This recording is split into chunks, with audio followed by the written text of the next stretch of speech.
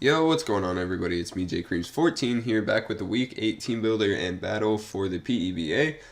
Very fun Pokemon League. Right now we're sitting at 4 and 3 plus 7, I believe, so not exactly where I want to be, but we'll try to pick up a win here this week against young Bisharp.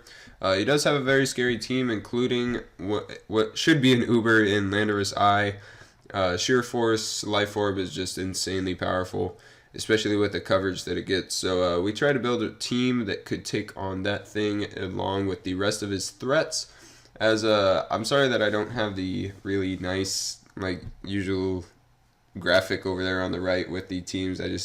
I've been really busy and just kind of had to get this video up. We're in the process of moving right now, and so I don't have Wi-Fi at my main house, so I'm at my dad's house right now. And so anyways, we are starting off our team with Make-A-Wish, the Choice Scarf Jirachi.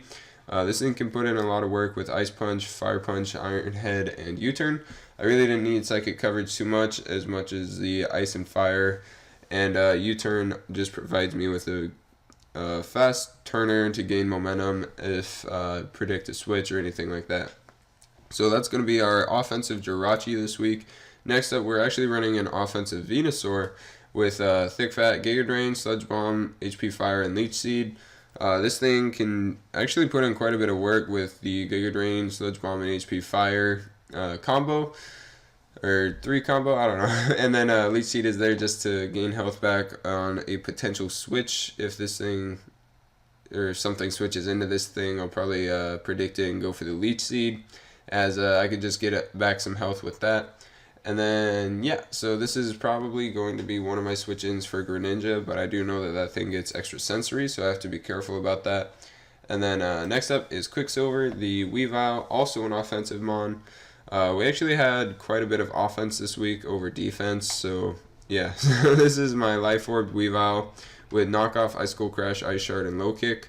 252 attack, 252 plus speed. This is to outspeed the Greninja, and yeah, so that way I can get an Ice Shard off before he can get off a Water Shuriken if it comes to that.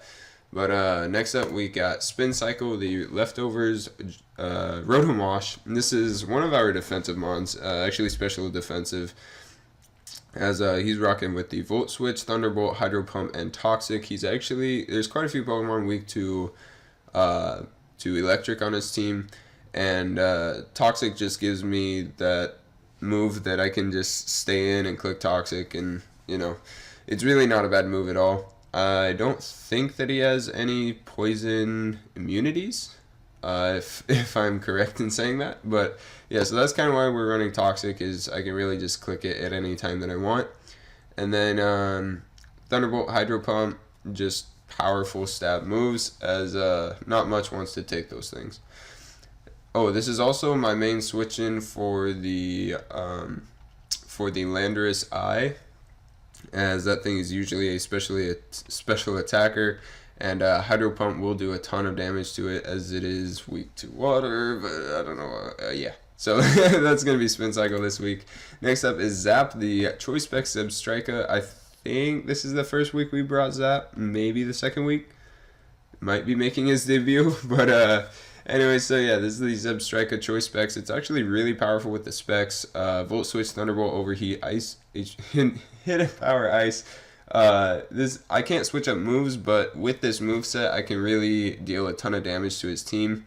It's got really, really good coverage for his team. That Ice, Fire, and Electric kind of core really, really does put in work against him. And finishing off our team is Bootleg, the Hitmonlee with the Assault Vest Reckless ability to power up that high jump kick. It's got Bullet Punch, Rapid Spin, and Knockoff. It's Assault Vested to take on the Greninja, really. Extra Sensory should only be doing around like 30% to me if it's an offensive Greninja. And high jump kick will one-shot that thing. But yeah, so this is, like I said, this is my main switch into Greninja, as that thing was actually quite a threat to my team. And yeah, so bootleg is really nice. I actually really like this set, as it actually can eat up hits better than you think it could, and with the Reckless high jump kick, it gets off a really powerful stab move. So anyways, that's going to be our team for this week. Thank you very much for watching the team builder, and we'll head into the battle. And welcome back to the battle, everybody. So here we have the team matchup against Young Bisharp. If you want to check out the sets that we brought, go ahead and check those out in the team builder just a little bit ago if you just rewind. But anyway, so yeah, looking at the team matchup, Weavile puts a ton of pressure on the team as long as I can get rid of that Verzion. Even so, Verzion probably takes like 50 or so % from Ice Skull Crash. So that's really nice. The Greninja also can eat up some hits because it doesn't weigh very much and low kick won't do a ton to it. But anyway, so yeah, looking at the matchup, I'm just going to lead off with my Zebstrika, I believe, as it's a Volt Switcher and HP Ice for the Landorus, and just has really good coverage against this team. So anyways, yeah, that's what I do. I lead out with the Zebstrika, and he leads out with Magmortar. Here, I just swap out into my Spin Cycle as I don't want to be choiced into Volt Switch in case he swapped into Lando. And I ate up that Flamethrower. This is a special Magmortar as my especially defensive Spin Cycle can just tank it. But anyways, I went for the Toxic on the switch as he went into Virizion. And here I just go into my Venusaur as I don't think that he really has anything for me, but he reveals the Zen Headbutt, which is a really nice prep on his end. But here I can eat another one up, and I want to try to kill him with a Sludge Bomb. And so that Zen Headbutt does 35% after we Mega Evolve, and Sludge Bomb almost kills him, does 84%, but it will go down to Toxic, giving Rotom Wash the kill. So that's kind of funny. But next up, he goes into Greninja, and here I really feel bad that he missed this Gunk Shot. I was just sacking Vino at this point, and I went for the Giga Drain. Brought him down to his Sash, but yeah, so that's really unfortunate. Here he just U-turns out, and goes into the Magmortar as I Giga Drain yet again. No reason not to, really. And next up, I just click Leech Seed as I do have the Thick Fat, so I don't think that Flamethrower will be doing very much to me, but it does 41%, so this is a very special attack invested Magmortar. It does have the leftovers there, as we just saw, and so here I'm just going to swap in the Spin Cycle as it can eat up any hit from this Magmortar. Even Grass Knot will not do anything because I'm so light. But anyways, with the Leech Seed and Lefties, I'm back up to 89% as I go for the Volt Switch, predicting the switch. He went into Azelf. So here I can go into Weavile. I will outspeed as this Azelf was kind of forced to switch out. I just go for the knockoff as he goes into Staraptor. I could go for the Ice Shard here, and I knocked off his band right there. So cool. But I decided just to go into Make-A-Wish in case he was like a bulkier variant of a Choice Banded Staraptor. I just didn't want to risk it. And at -1, I don't think Ice Shard might have killed, but I don't know. So here I go into Spin Cycle as he clicks Psychic as actually I guess I could have Ice Skull Crash. Yeah, I don't know why I switched, but whatever. So next I go into Bootleg just to predict his switch into Greninja as he actually goes into Landorus. I'm fine with this because I am Assault Vested and I can do some good damage to him. I knock off his Life Orb there, so I think that he's so that he doesn't get that Life Orb Sure Power boost, which is really nice. So here I just Rapid Spin to get rid of these rocks.